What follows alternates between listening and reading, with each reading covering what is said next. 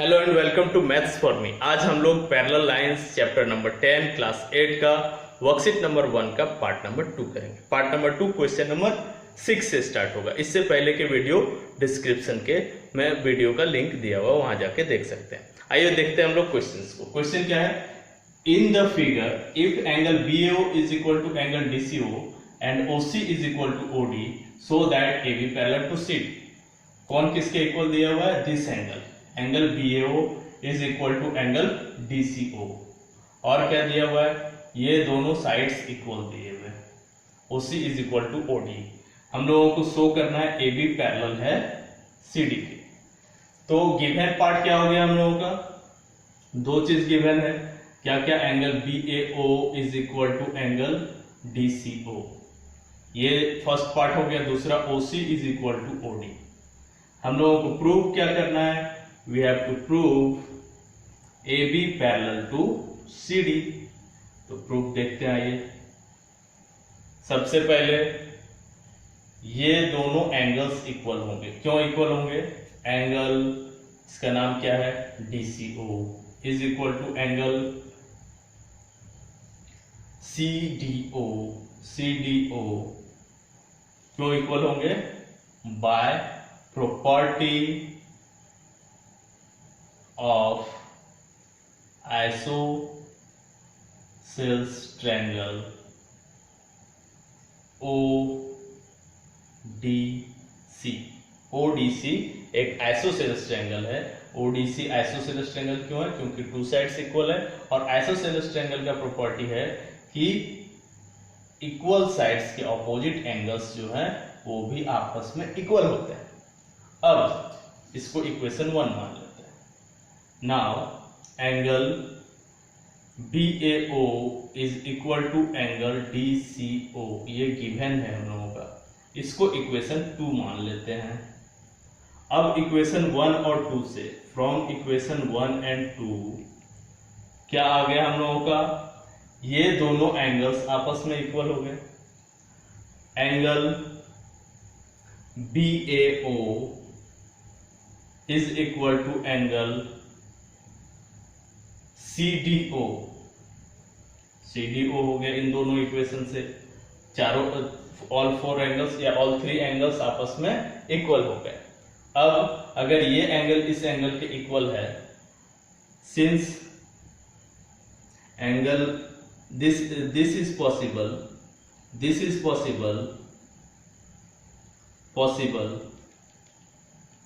if AD is transversal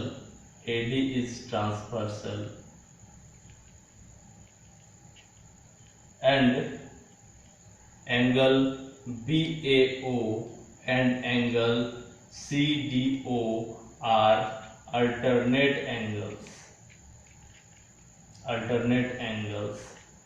so AB parallel to CD proved। ये दोनों angles equal होगा तो वो अल्टरनेट एंगल से इक्वल होगा। ये दोनों एंगल्स इक्वल है, इसलिए AB और CD आपस में पैरेलल है। यहाँ ट्रांसवर्सल हम लोग दोनों में से कोई भी ले सकते हैं। अब हम लोग देखेंगे क्वेश्चन नंबर 7 को। क्वेश्चन नंबर 7 में बोला जा रहा है in the figure angle A is equal to 75 degree, angle A 75 degree and C parallel to AB। CE जो है वो पैरेलल है किसके? C जो है वो पैरेलल है AB के। If angle ECD is equal to 40 degree, ECD 40 degree है, find the other 2 angles of triangle. This angle we have to find. कैसे फाइंड आउट करेंगे इसको? सबसे पहले since CE parallel to AB, ये गिवन है हम लोगों का। CE और AB पैरेलल है एंड AC इज ट्रांसवर्सल। तो यहां पर क्या हो जाएगा? ये angle BAC is equal to angle ACE is equal to 75 degree. Reason alternate angles आपस में इक्वल होते हैं। अब ये एंगल निकल के आ गया हम लोगों का 75 डिग्री। हम लोगों को निकालने के लिए बोला गया है बी और सी को, तो angle B plus angle B A C is equal to angle A C D. यहां पर कौन सा प्रॉपर्टी यूज किया है? Exterior angle property of triangle. Triangle का एक्सटीरियर एंगल जो है बाकी दो इंटीरियर अपोजिट एंगल्स के सम के इक्वल होता है, तो इस सम के इक्वल होगा। एंगल बी का के जगह बी लिखेंगे, बीएसी का वैल्यू 75 डिग्री है और एसीडी का वैल्यू कितना है? 75 degree plus 40 degree.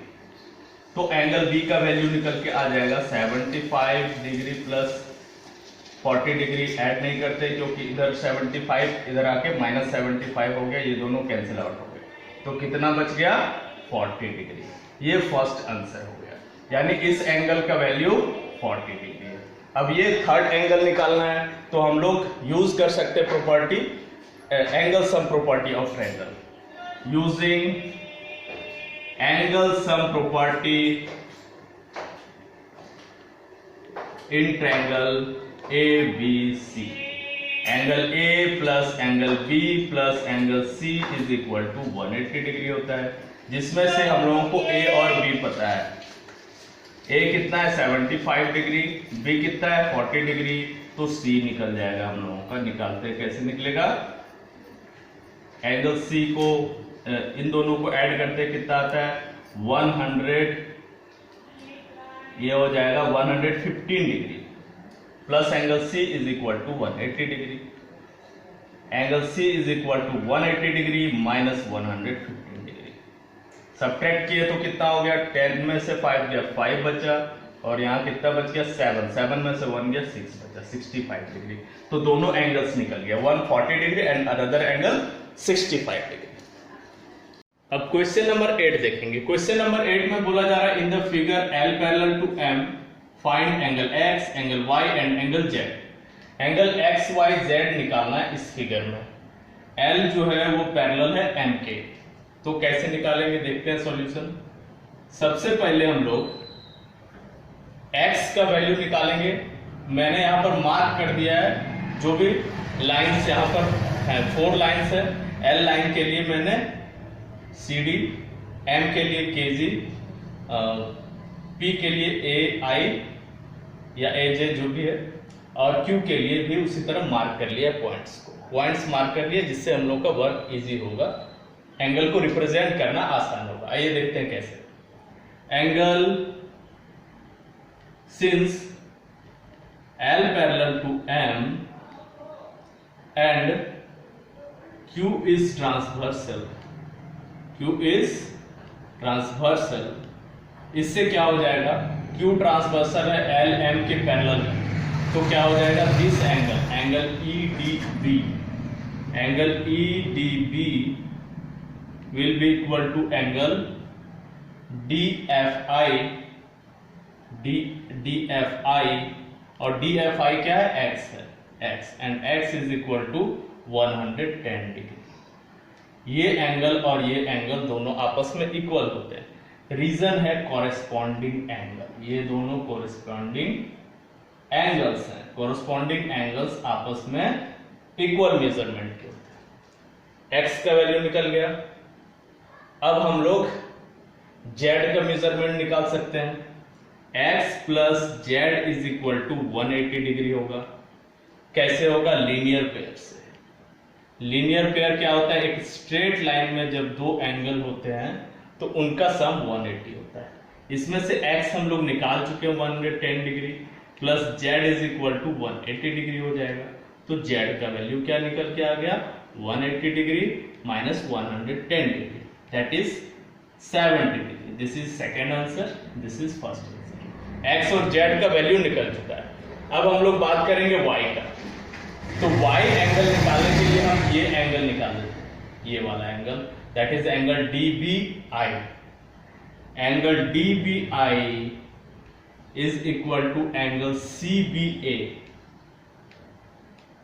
Is equal to 40 degree. क्यों इक्वल होगा? ये एंगल इस एंगल के इक्वल क्यों होगा? वर्टिकली ऑपोजिट एंगल्स है ये दोनों, vertically opposite angles, vertically opposite angles equal measurement के होते हैं। तो ये 40 हो गया और ये भी 40 हो गया। अब since again L parallel to M, L और M पैरेलल है, and P is transversal, P transversal है, तो क्या हो जाएगा? दो एंगल का sum, angle DBI, angle DBI plus angle BIF मतलब Y, BIF is equal to 180 degree. इसको को इंटीरियर एंगल्स बोलते हैं, को इंटीरियर एंगल्स मतलब angles on the same side of transversal, उसका सम क्या होता है? सप्लीमेंट्री होता है, मतलब 180 डिग्री होता है। इसमें से हम लोगों को क्या पता है? DBI पता है, कितना है? 40 डिग्री, ठीक है, DBI का वैल्यू है 40 डिग्री, प्लस BIF, BIF क्या है? Y, जो हम लोगों को निकालना है, इज इक्वल टू 180 डिग्री। इसको सॉल्व करेंगे तो y का वैल्यू हो जाएगा 180 degree minus 40 degree, that is 140 degree answer. तो x का वैल्यू निकल गया 110 डिग्री, y का वैल्यू निकल गया 140 डिग्री और z का वैल्यू निकल गया 70 डिग्री। अब हम लोग क्वेश्चन नंबर 9 में आते हैं। क्वेश्चन नंबर 9 में बोला जा रहा है in the figure so that AB parallel to CD, CD parallel to EF, AB parallel to EF and justify your answer. इस फिगर के बेसिस पर प्रूव करना है हम लोगों को AB CD के पैरेलल है और क्या CD जो है वो EF के पैरेलल है और AB जो है वो भी EF के पैरेलल है। तो एक एक करके हम लोग बात करते हैं। फर्स्ट नंबर हम लोगों को दिखाना है AB parallel to CD, AB और CD पैरेलल होने चाहिए। तो एंगल्स दो इक्वल यहां पर हम लोगों को दिख रहे हैं। 1 नंबर में देखेंगे हम लोग angle ABC is equal to 40 degree, ये दिया हुआ हम लोगों का, और एंगल BCD का वैल्यू क्या होगा? BCD का वैल्यू होगा, दो एंगल्स यहां पर मिले हुए, एक ये angle BCE plus angle ECD, तो उसका वैल्यू कितना है? इसका भी वैल्यू है 20 डिग्री और 20 डिग्री, दोनों 20 डिग्री है, तो कितना हो गया? 40 डिग्री। तो ये पूरा का मेजरमेंट 40 डिग्री हो गया। अब यहां पर हम लोग देख सकते हैं कि AB और CD पैरेलल होगा और BC ट्रांसवर्सल होगा, तभी ये दोनों एंगल्स इक्वल होंगे अल्टरनेट एंगल से। तो ये भी 40 आ गया, ये भी 40 आ गया, तो दोनों इक्वल हो गया। तो क्या लिख सकते हैं हम लोग? Since angle ABC is equal to angle BCD and BC is transversal, so AB is parallel to CD। एक प्रूफ हो गया हम लोग का फर्स्ट नंबर, ठीक है। अब हम लोग बात करते हैं सेकेंड नंबर का। सेकेंड नंबर में क्या बोला जा रहा है? सेकेंड नंबर में CD और EF को पैरेलल दिखाना है, CD और EF। तो क्या हो जाएगा? दोनों एंगल्स को ऐड करते हैं। कौन सा angle? FEC, angle FEC plus angle ECD, इन दोनों का सम कितना होता है देखते हैं। FEC 160 डिग्री है और ECD 20 डिग्री है, दोनों का सम हो गया 180 डिग्री। तो if sum of angles on the same side of transversal, यहां पर ट्रांसवर्सल क्या है? यहां पर ट्रांसवर्सल है EC, is supplementary means 180 degree. So दोनों का सम क्या हो रहा है? सप्लीमेंट्री हो रहा है, इसलिए EC और CD आपस में पैरेलल है। So EC parallel to CD, EC या फिर EC नहीं EF पैरेलल टू CD। ये सेकेंड प्रूफ हो गया हम लोगों का। थर्ड नंबर में हम लोगों को शो करना है AB पैरेलल टू EF। अब इन दोनों को इक्वेशंस मान लेते हैं, ये इक्वेशन 1 हो गया, ये equation from equation 1 and 2, equation 1 and 2 क्या हो गया है, AB पैरेलल है CD के एंड EF CD पैरेलल है, EF पैरेलल CD को उल्टा करके हम लोग लिख सकते हैं, एक ही बात है, CD पैरेलल टू EF। इससे क्या हो गया, so AB parallel to CD and CD parallel to EF, thus AB is parallel to, जो पूछा जा रहा है हम लोग को, AB is parallel to EF। ये हम लोगों का थर्ड प्रूफ हो गया। That's all. Share this video with your friends. We will meet again in some other video.